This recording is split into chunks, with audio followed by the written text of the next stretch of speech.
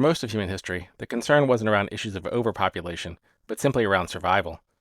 When agriculture began to take hold around 12,000 years ago, estimates are there were only between 1 and 15 million people worldwide. Even at the highest estimate, this would be less than the population of 17 individual cities today. Actual population numbers are unclear, as before the 18th century, few governments even attempted any kind of comprehensive census. The Egyptians and the Persians were likely the first to make any kind of serious effort to count, but both did so only for taxation and military purposes. And even where the counts were made, various records of people existing in various places are more often lost to time. But when we take what we have and make reasonable estimates, most agree that around 1 AD there were between 150 and 300 million people in the world, and 1,000 years later, estimates were there were between 250 million and 400 million. This was growth, but not exponential growth. Where civilizations began to expand, disease, war, and famine would often follow, checking the population expansion. By 1492, estimates were still only between 425 million and 600 million worldwide, or roughly populations doubling every 1,500 years or so. But that was also the first year of the Columbian Exchange. In the New World, native populations collapsed due to disease being brought from the Old World, for which they had little or no immunity. Estimates are between disease and war, between 80 and 90% of the native population passed away. However, going the other direction, to the Old World from the New, came foods such as corn, potatoes, and tomatoes, which became staples of many cuisines and cultures over the next 500 years. These foods didn't exist in Europe, Asia, or Africa prior to the Columbian Exchange, and they completely changed the food landscape. Coming to the New World from the Old were many domestic animals that didn't exist in the New World, such as horses, pigs, cattle, sheep, goats, and chickens. Bringing these things together vastly expanded both the amount and quality of food production worldwide. Potatoes, for example, were able to yield around 3 times the calories per acre of wheat or barley, while taking only 3 to 4 months to mature versus the 10-month growing season for wheat. Potatoes, in addition to being more nutritious, could also be grown in soils where wheat couldn't. Corn was also more productive than wheat, having a yield more than double wheat per acre, and became one of the main sources of animal food in addition to being another food option for people. With more food and more food variety, life expectancy grew and child mortality fell, leading to population growth.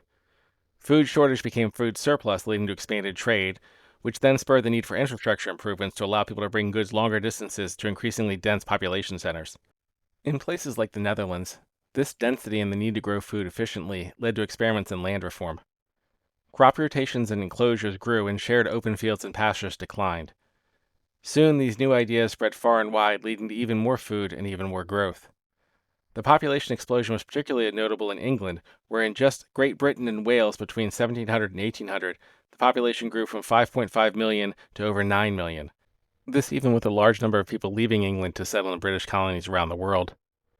Seeing this surge in population, in 1798 an Anglican clergyman by the name of Thomas Malthus anonymously wrote an essay on the principle of population, where he argued population would grow exponentially until it ran out of resources and then collapsed. He argued, quote, "Through the animal and vegetable kingdoms, nature has scattered the seeds of life abroad with the most profuse and liberal hand. The germs of existence contained in this spot of earth, with ample food and ample room to expand in, would fill millions of worlds in the course of a few thousand years. Necessity, that imperious, all-pervading law of nature, restrains them within the prescribed bounds. The race of plants and the race of animals shrink under this great restrictive law, and the race of man cannot, by any efforts of reason, escape from it. Among the plants and animals, its effects are waste of seed, sickness, and premature death. Among mankind, misery and vice." Malthus made this argument as a response to other more optimistic scholars who had wrote rather utopian arguments around the ongoing population boom. He disagreed, stating, quote, "This natural inequality of the two powers, of population and of production of the earth, and that great law of our nature which must be constantly keep their effects equal, form the great difficulty that appears to me insurmountable in the ways to the perfectibility of society." The essay was widely read and influential, but also attracted a great deal of criticism. Malthus decided to identify himself as the author in later editions of the essay, and expanded on his arguments in reaction to the critics. In the second edition, he wrote, quote, "A man who is born into a world already possessed, if he cannot get subsistence from his parents on whom he has a just demand, and if the society do not want his labor, has no claim of right to the smallest portion of food, and, in fact, has no business to be where he is. At nature's mighty feast there is no vacant cover for him. She tells him to be gone, and will quickly execute her own orders. if he does not work upon the compassion of some of the guests. If these guests get up and make room for him, other intruders immediately appear, demanding the same favor. The report of provision for all that come fills the hall with numerous claimants. The order and the harmony of the feast is disturbed. The plenty that before reigned is changed into scarcity, and the happiness of the guests is destroyed by the spectacle of misery and dependence in every part of the hall, and by the clamorous inopportunity of those who are justly enraged at not finding the provisions which they have been taught to expect. The guests learn too late their error in counteracting those strict orders to all intruders issued by the great mistress of the feast, who, wishing that all guests should have plenty, and knowing she could not provide for unlimited numbers, humanely refused to admit fresh comers when her table was already full. Malthus removed this specific passage from later editions due to the backlash from his critics, and he bristled at the accusations that he was uncaring when his writing was cited by some in the government to argue against charity for the poor. But he didn't back down from the argument. Malthus's later writing argued that unless combined with church requirements around celibacy and marriage, programs that provided aid to the poor were problematic. He wrote, quote, "Wherever indiscriminate charity exists, it will never want objects on which to exercise its bounty, but will always attract expectants more numerous than it has means to gratify." Also in the second edition, Malthus began proposing solutions to overpopulation. He argued for sexual abstinence and later marriages. But Malthus, as a devout Anglican, argued birth control was not a solution, as it was, quote, "morally indefensible, along with infanticide, abortion, and adultery." But his plans seemed to go unheeded based on birth records showing premarital pregnancy continued to rise throughout this era. Malthus died in 1834, but his thoughts and ideas remained very influential for some time after his death. One group advocated for what was called voluntary motherhood, where they argued sex should only be for procreation. Another group, despite Malthus's objection to birth control, called themselves the Malthusian Leagues and specifically advocated for birth control and birth control education, which was largely illegal at the time. In the scientific community, Charles Darwin specifically said that Malthus's work was formative in his development of the theory of evolution. He wrote, quote, "I happened to read for amusement Malthus on population, and being well prepared to appreciate the struggle for existence which everywhere goes on from long-continued observation of the habits of animals and plants, it at once struck me that under these circumstances, favorable variations would tend to be preserved and unfavorable ones to be destroyed." Darwin's cousin was a man by the name of Francis Galton. Galton was greatly influenced by both Darwin and Malthus. Galton was, by most accounts, a mathematical child prodigy. Throughout his life, he made significant contributions to a number of fields, from meteorology to criminology, generally in research based around mathematics and measurements. Despite his mathematical aptitude, he had a nervous breakdown while attending college and attempting to obtain advanced degrees. This was one of several such breakdowns, according to his biographers, that would occur at times of high stress. Many years later, Galton would say, quote, "Men who leave their mark on the world are very often those who, being gifted and full of nervous power, are at the same time haunted and driven by a dominant idea, and are therefore within a measurable distance of insanity." After the death of his father, Galton found himself financially independent and was able to travel throughout the Middle East and Africa for several years, before returning and joining the Royal Geographical Society, where he won several awards for his writings on his travels. When Darwin published The Origin of Species in 1859, Galton became fascinated, spending much of the rest of his life doing data analysis studies on human variation. Galton created a methodology to statistically analyze human traits and wrote a book called Hereditary Genius in 1869. In that book, Galton noted that people who were, quote, "eminent" in a given profession were more likely to have children who were also eminent in that profession. He took this as evidence for hereditary inheritance of abilities. Galton believed, quote, "there is no escape from the conclusion that nature prevails enormously over nurture." But Galton had a problem in the math of his argument. First, the strength of this eminence effect dropped off the further removed a person was from the first eminent person, until after about 3 generations the effect seemed to disappear almost entirely. Second, his data showed that from generation to generation, regardless of the size of the population or the growth in population of one set versus another set, the distribution of the various factors he accounted for seemed to exist in roughly the same distribution, something that wouldn't happen if the driving factor was genetic inheritance. What the data instead showed was something that would come to be known as regression to the mean. He developed a device known as a Galton board, which demonstrated what he was observing in the data. This was a vertical board with a row of pegs where beads can be dropped in from the top. Over time, because of the inherent randomness of all the factors going into the board, the beads would eventually form a bell curve. This curve matched the data that Galton was seeing, But it's not what would occur if Galton was correct and the genetic advantage specifically outweighed any trend toward the norm. Galton initially tried to argue it was similar to dog breeding, where he said, quote, "If a man breeds from strong, well-shaped dogs, but of mixed pedigree, the puppies will be sometimes, but rarely, the equals of their parents. They will commonly be of a mongrel nondescript type, because ancestral peculiarities are apt to crop out in the offspring. But if this was the case, you wouldn't see much of a curve over large groups, with others not genetically attached to themselves seemingly becoming positive outliers as those who are genetically connected, quote, regressed. But this curve is exactly what you would see if environmental factors were more important. As modern geneticist Nicholas Gillam would later say of Galton, quote, he dismissed the obvious objection that an eminent father was more likely to find a suitable position for a son than one less fortunate, that his environment might be important too. But because Galton did not see this, he instead had to come up with an alternative theory, which he published in a paper titled Regression Toward Mediocrity and Hereditary Stature. He proposed what he called Galton's law of ancestral heredity, in which he argued that parents only contributed half of the traits of the children. He argued the other half were coming from distant ancestors, each with diminishing influence. Grandparents would contribute a quarter, great-grandparents an eighth, and so on. This, he believed, would explain the regression, as he argued additional traits weren't coming just from the two parents, but from this ancient genetic pool separate from the parents. However, when Gregory Mendel's research was rediscovered in the 1900s, it clearly showed that the law of ancestral heredity was wrong. There was no secret pool of ancestors. It was just the two parents and occasional genetic mutation. Unfortunately, broad understanding that one of the core foundations of Galton's argument was built on a factually wrong belief wouldn't come until long after the idea had taken root. In 1883, Galton coined the term eugenics, citing the Greek word eugenes, stating, quote, "This is, with questions bearing on what is termed in Greek eugenes, namely, in good stock, hereditarily endowed with noble qualities. This and the allied word eugenia, etc., are equally applicable to men, brutes, and plants.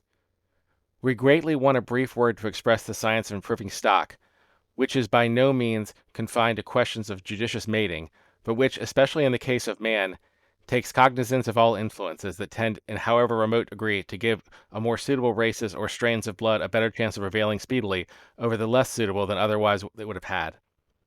The word eugenics would sufficiently express the idea. It is at least a neater word and a more generalized one than viriculture, which I once ventured to use." In choosing this word, Galton was almost certainly aware of the Greek historian Plutarch's account of the Spartan culture, where he claimed a council of elders would inspect newborn children to decide if the child was fit to live or die, and if deemed unfit, the child would be thrown into a nearby chasm.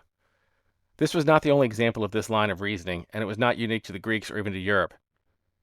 A study looking at the genealogical records of over 36,000 men from 6 Chinese lineages between 1350 and 1920 showed that those who had degrees or held offices were more than twice as likely to have surviving sons than others, a statistical variance that was almost certainly would not occur without outside actions. But the rise of Christianity in Europe had largely eliminated the practice of selective infanticide, to the point that, as noted, even contraceptive was viewed as sinful.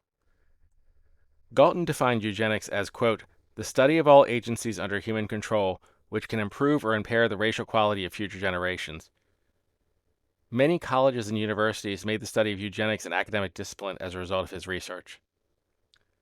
It should be said that Galton himself, quite naively, had a very different view of how his ideas would be implemented than what actually occurred. Galton stated, quote, "The best form of civilization, in respect to the improvement of the race, would be one in which society was not costly, where incomes were chiefly derived from professional sources and not through inheritance, where every lad had a chance of showing his abilities and, if highly gifted, was enabled to receive a first-class education and entrance into professional life, by the liberal help of the exhibitions and scholarships which he had gained in his early youth, where marriage was held in high honor as in the ancient Jewish times, where the pride of race was encouraged. Of course, I do not refer to the nonsensical sentiment of the present day, that goes under that name, where the weak could find a welcome and a refuge in celibate monasteries or sisterhoods, and lastly, where the better sort of emigrants and refugees from other lands were invited and welcomed and their descendants naturalized. But there are other ways to understand the idea of survival of the fittest. Alfred Russel Wallace was a contemporary of Darwin who had conducted research very similar to Darwin's, only by studying the Malay archipelago rather than the Galapagos Islands.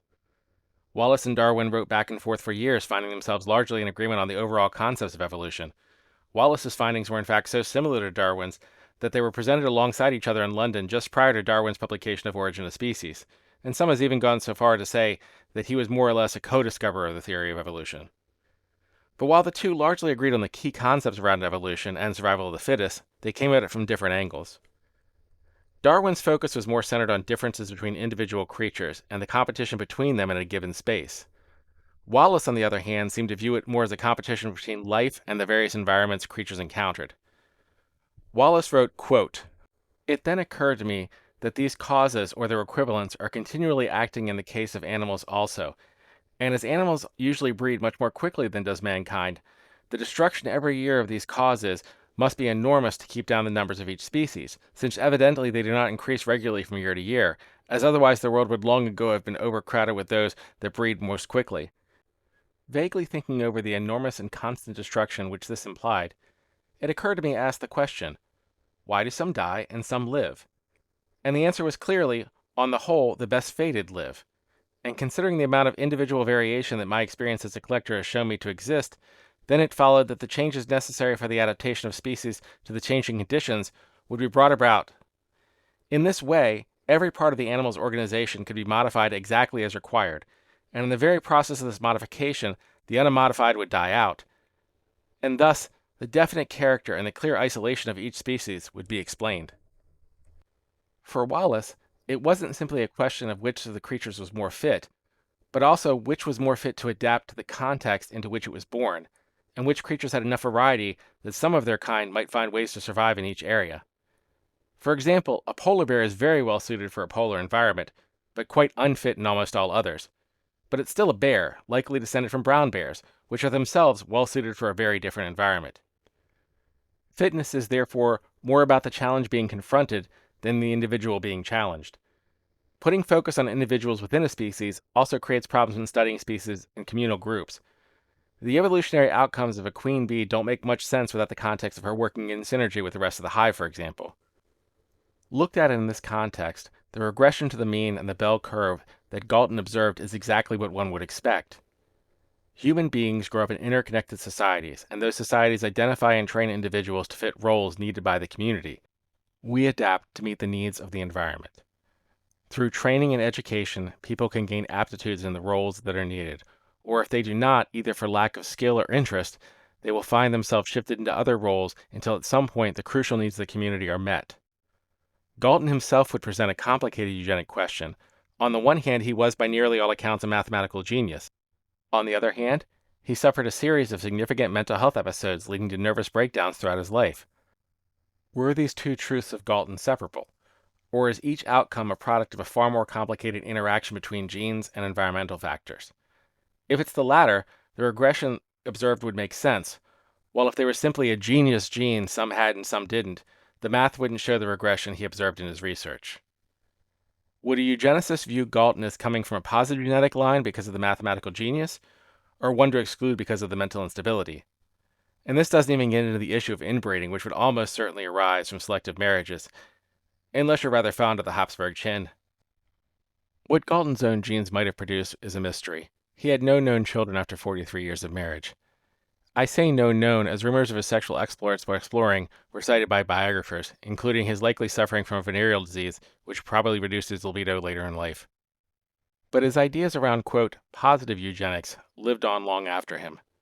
The first president of Stanford University, David Starr Jordan, was a vocal advocate for eugenics, writing in 1899, quote, "For a race of men or a herd of cattle are governed by the same laws of selection."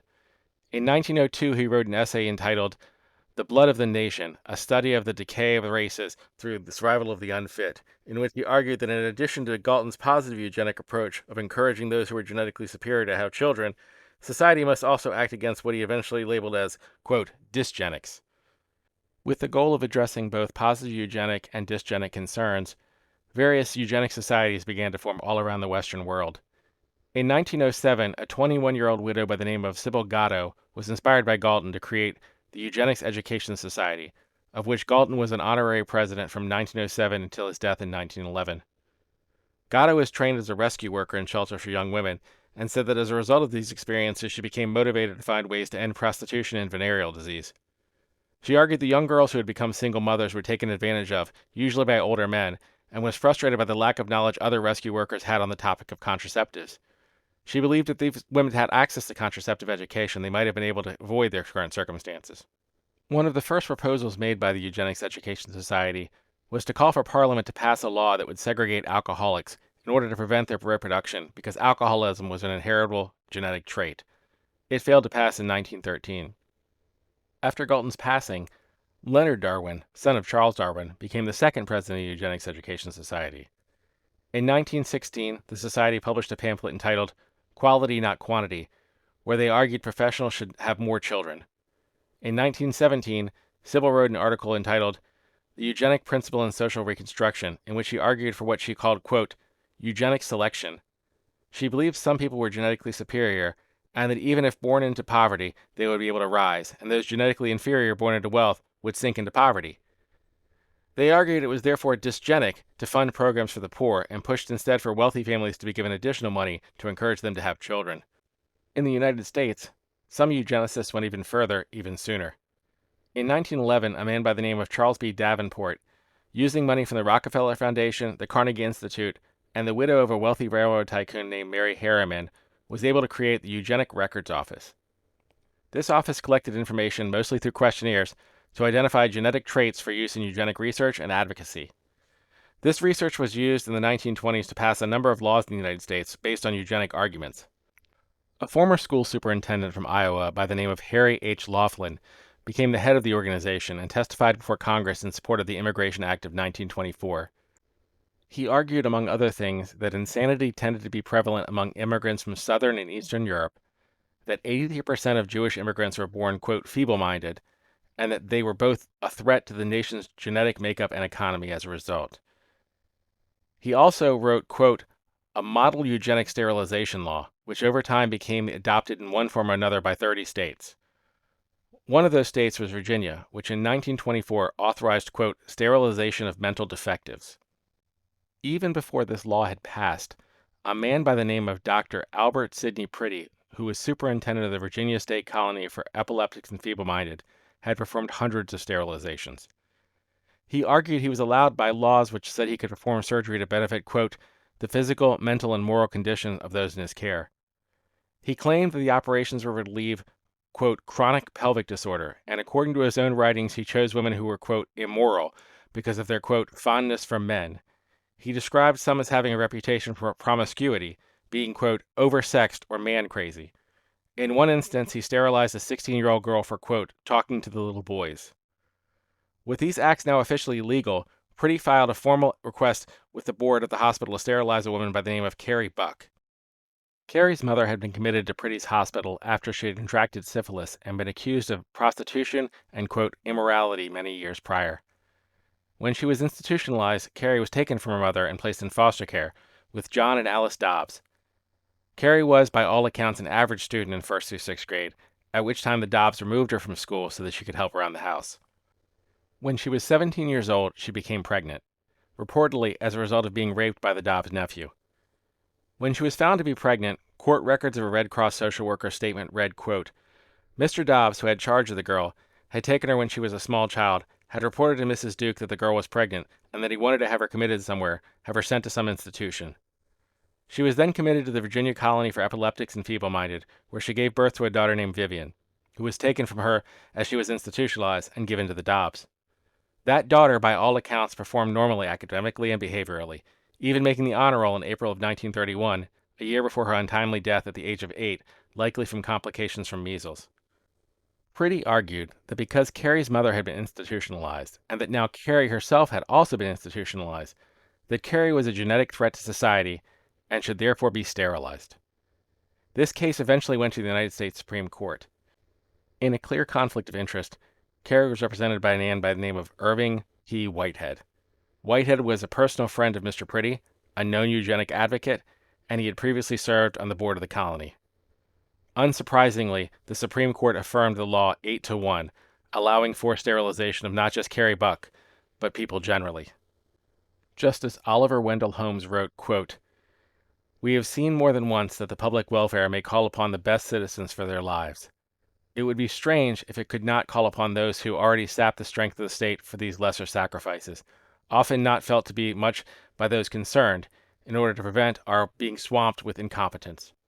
It is better for all the world if instead of waiting to execute degenerate offspring for crime, or to let them starve for their imbecility, society can prevent those who are manifestly unfit from continuing their kind. The principle that sustains compulsory vaccination is broad enough to cover cutting the fallopian tubes. 3 generations of imbeciles are enough. Not only was Carrie Buck sterilized against her will after the ruling, but her half-sister Doris. Doris not only did not give her consent, but did not even have knowledge of it. Doris had been institutionalized at the age of 12 on accusations of promiscuity and feeble-mindedness. She was 16 years old when she was told she was receiving an appendectomy procedure, but in fact, they were sterilizing her. She would only learn years later after she and her husband were unable to have children. Shortly after being sterilized, Carrie Buck was released from custody. She lived until 1983, and the numerous researchers and reporters who met with her over the years after her sterilization described her as being of normal intelligence. One wrote, quote, "As for Carrie, when I met her, she was reading newspapers daily and joining in a more literate friend to assist at regular bouts with crossword puzzles. She was not a sophisticated woman and lacked social graces, but mental health professionals who examined her in later life confirmed my impressions that she was neither mentally ill nor retarded." Between 1907 and 1963, at least 64,000 people were sterilized based on eugenics laws in the United States, and these laws were not unpopular. A 1937 poll found that about two-thirds of the respondents supported eugenic sterilization of, quote, mental defectives, while about 63% supported sterilization of criminals. Only about 15% of those surveys were opposed to both. Eugenics became so normalized that even some black intellectuals were in support at least the concept. No less than W.E.B. Dubois himself was quoted as saying, "Only fit blacks should procreate to eradicate the race's heritage of moral inequity." To this end, in 1929, a black social worker asked famed birth control advocate Margaret Sanger to open a clinic in Harlem. Sanger aided in getting funding for this clinic, staffing with black doctors and nurses, and having it directed by a black advisory board made up of prominent members of the black community. Attempting to build off the success of the clinic in Harlem, Sanger proposed expanding the concept of the clinic to places in the Deep South, but to the surprise of probably no one who's ever studied American history, the eugenics argument was instead used to justify racist beliefs and create new racist laws. Laws against interracial marriages had already been widely adopted, but now gained more genetic specificity. In that same year, Virginia passed the law legalizing sterilization. It also created calculable standards for whiteness by passing the Racial Integrity Act of 1924, which defined a white person as having, quote, "no trace whatever of any blood other than Caucasian, but persons who have 1/16 or less of the blood of the American Indian and have no other non-Caucasic blood shall be deemed to be white persons." Black women were disproportionately targeted for sterilization. In North Carolina, for example, of the approximately 7,600 women sterilized, 5,000 were black. In California, despite black people making up only 1% of the total population, 4% of the sterilizations were performed on black people. Senate subcommittees in the 1970s discovered at least 2,000 black women in the South were sterilized without their knowledge, let alone their consent, all paid for by federal government programs. In Puerto Rico, between 1930 and 1970, nearly a third of the female population was sterilized through a federal program targeting Latinos. California's Sterilization Act of 1909 was one of the earliest in the country and also one of the most widespread, with an estimated 20,000 sterilization procedures being performed in the state between 1909 and 1963. Although the records did not specifically identify those of Latino descent, based on studies of surnames, estimates are as high as 88% of those sterilized being Latino. California eugenicist and founder of the California State University in Sacramento, Charles Goethe, visited Germany in 1934, and on his return wrote to a colleague, quote, "You will be interested to know that your work has played a powerful part in shaping the opinions of the group of intellectuals who are behind Hitler and this epoch-making program. Everywhere I sense their opinions have been tremendously stimulated by American thought. I want you, my dear friend, to carry the thought with you for the rest of your life that you have readily jolted into action a great government of 60 million people." Even after mass sterilization programs came under scrutiny during the Civil Rights Movement, they continued against other groups. Between 60 and 70,000 Native American women underwent sterilization procedures from the Federal Indian Health Services in the 1970s, which amounted to about 40% of all Native American women in the area where it occurred. Although the Indian Health Service denied this was a result of coercion, They did acknowledge that they did not comply with a rule that required, quote, any individual contemplating sterilization should be advised orally at the outset that at no time could federal benefits be withdrawn because of failure to agree to sterilization. And likely they lied about the reversibility of the procedure while failing to provide other alternatives. And many eugenicists didn't believe sterilization was enough, arguing the government should euthanize those deemed unfit. In 1938, the Euthanasia Society of America was founded by a Unitarian minister by the name of Charles Francis Potter. Members of the group supported both voluntary and involuntary euthanasia, with some members of the group proposing using gas chambers to, quote, humanely execute those with developmental disabilities. In July of 1933, Germany passed a law based on Harry Laughlin's model sterilization law, which translated to Law for Protection Against Genetically Defective. The law ordered compulsory sterilization of people who had diseases believed to be hereditary, such as schizophrenia, epilepsy, and, quote, imbecility. Sterilization was made legal for alcoholism and other perceived deviant behaviors, leading to an estimated 360,000 sterilizations between 1933 and 1939. With the rise of Nazi Germany beginning to enter the public eye, questions started to be raised about the quality of the research being conducted by the Eugenics Research Organization. In 1935, the Carnegie Institute, which had created the foundation, convened a review panel to look at the information provided. It included scholars from the Galton Laboratory, which was named after the founder of eugenics, as well as noted economists and statisticians. The review concluded that the research and findings made by the organization lacked scientific merit and were riddled with errors and inconsistencies. One person examining the research wrote, quote, what prompted both these gentlemen to commit these errors was apparently their intense desire of one to associate with, and of the other to disassociate from race the incidence of the various social inadequacies. Facts were therefore selected in such a manner, and the method of interpretation were so chosen as to yield the desired support for their preconceived conclusions. As a result, the Carnegie Institute withdrew funding, more or less ending the organization. Harry Laughlin, who had written the model sterilization law, was undeterred and seemingly embraced the actions of Nazi Germany. In 1936, he was given an honorary doctorate by Heidelberg University in Germany for his work on, quote, science of racial cleansing. While he couldn't attend in person, he told colleagues he was proud of the award and it showed, quote, common understanding of German and American scientists of the nature of eugenics. Laughlin went on to help found the Pioneer Fund in 1937.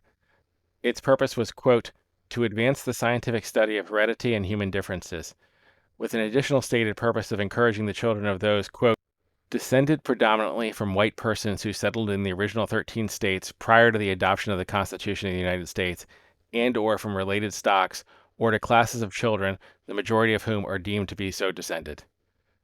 One of their first acts was to fund distribution of a Nazi eugenic propaganda film which advocated euthanasia of the mentally disabled. Laughlin was president of the fund from its founding until 1941. He proposed research to assist Southern states in enforcing racial integrity laws by finding ways to identify those who might, quote, pass for white, so a person could not, quote, successfully hide all of his black blood. Laughlin himself had no children, dying in 1943 after a series of severe seizures, which many have speculated were the result of a hereditary epilepsy. As World War II began, Nazi Germany shifted from sterilization to murder. From September 1939 to the end of the World War, between 275 and 300,000 people living in psychiatric hospitals were killed by German authorities. The technologies developed for these mass murders in psychiatric hospitals were later integrated into concentration camps.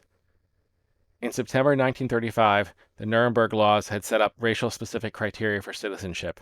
Taking a cue from the United States laws around race, they declared that anyone who was more than 1/8 Jewish was considered only partly of the German race.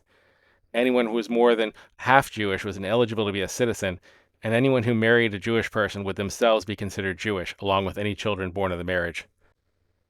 By November, these laws added those of Romani descent, derogatorily referred to as the Gypsies, as well as those of African descent. Those of African descent had already been subject to sterilization laws.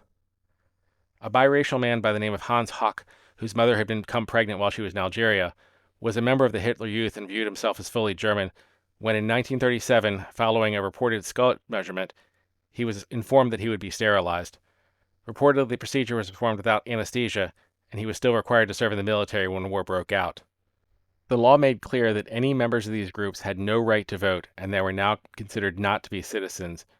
They were subject to segregation laws as to where they could live and work, often forced into dilapidated ghettos. While there were relatively few of African descent living in Germany, there were large Jewish and Romani populations under Nazi control that had a great deal of difficulty emigrating and found themselves trapped as war broke out with the invasion of Poland. The invasion of Poland also brought an estimated 3.5 million Polish Jews under Nazi control. Even more Jewish and Romani came under Nazi control as German territories expanded. Starting in mid-1941, Germans shifted from segregation to extermination. Estimates of the Romani murdered range from 150,000 to 1.5 million, Jewish murders between 5.5 and 6 million. As the atrocities of the Nazi eugenics program became well known following World War II, in the same city where the race laws had been written, trials for crimes being committed and the execution of these laws were held. During the Nuremberg Trials, it was decided by world leaders that international law was needed beyond the previously agreed to definitions of war crimes based on the atrocities of the Nazis against their own citizens. The Soviet Union proposed the term crimes against civilians. The United States negotiator suggested instead crimes against humanity, which all the parties agreed was more fitting. The British offered as the definition, quote, murder, extermination, enslavement, deportation, and other humane acts committed against any civilian population. While all parties agreed to the definition, both the United States and the Soviet Union asked that the final version be limited to acts committed as part of war of aggression. The Soviet Union was concerned about giving an international commission jurisdiction over how it treated its citizens. Many actions it engaged in during collectivization would fall under question.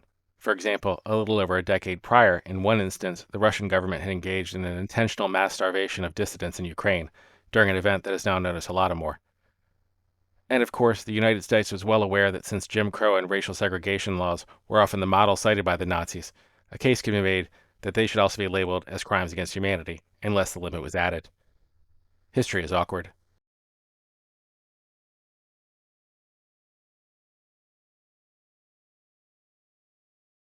If you enjoyed this video and you would like me to make more, please like and subscribe. Thanks.